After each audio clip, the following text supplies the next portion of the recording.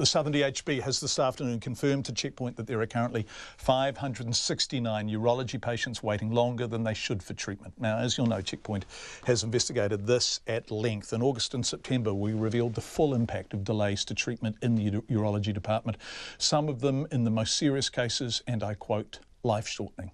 One of the men in that category was Stephen Hoffman. In September of last year, he presented with such classic symptoms of prostate cancer that his GP made an urgent referral to Dunedin Hospital. He wasn't even seen by a specialist for 5 months.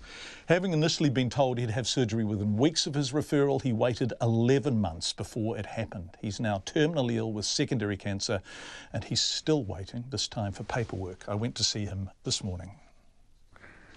I feel quite good now, but I'm going to go home in about 10 days. I'll be back home in 12 days we start the chemo treatment, so things will change then, I'm told, so we'll just see what happens. Where's your cancer now? In the liver. Moved to the liver now.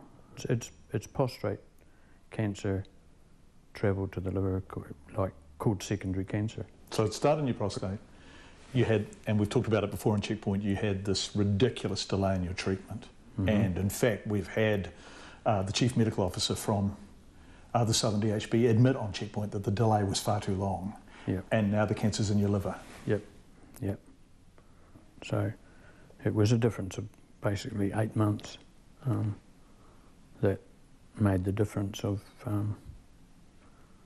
it, you know, like it was an enlarging prostate and it just turned into a really great tumour. Big enough to let cancer get out of it, but if it had been done earlier, none of that would have been the case. So yeah.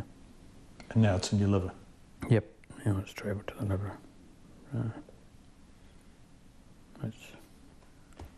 It is what it is, and we just got to, like I said, we don't want it to happen to anyone else. But I'm down the track now. Yes, and there is a claim into ACC, and we want that ticked. We are having trouble living on pittance, yeah. Because you were the primary breadwinner in your home, right? Yeah. And you haven't worked since this happened? No, no. So the economic impact of this, so not only have you got secondary cancer, which is in your liver, as a result of this delay in treatment, you also have had a substantial hit to your household income.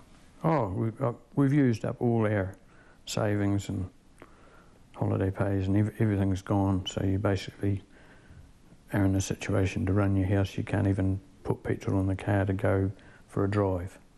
So, you know, you just got enough to pay the bills for the house and get a bit of food and get by. That's pretty daunting.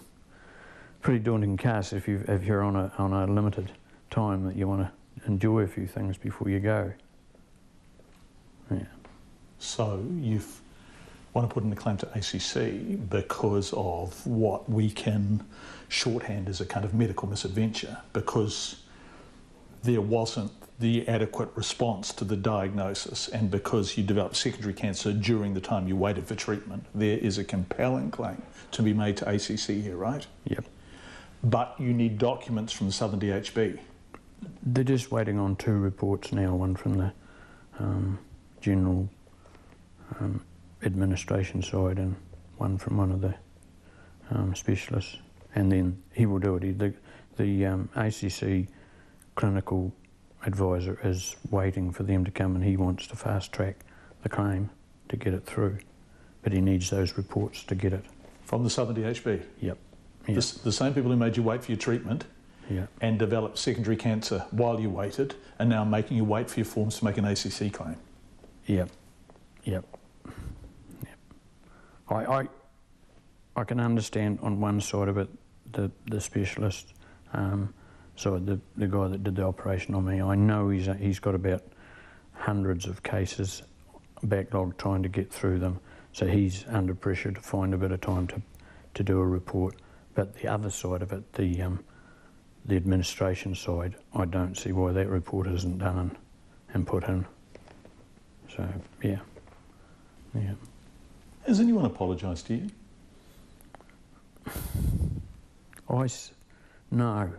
Like I said, I'm not worried about apologies. I don't believe You try and make someone apologise to you, it's not genuine. What's the point? I just want something done. Just get the thing going. Give me what I should be getting so I can go for a drive and go and catch a fish or something while I'm sitting around waiting in the middle of this chemotherapy. Steve Hoffman.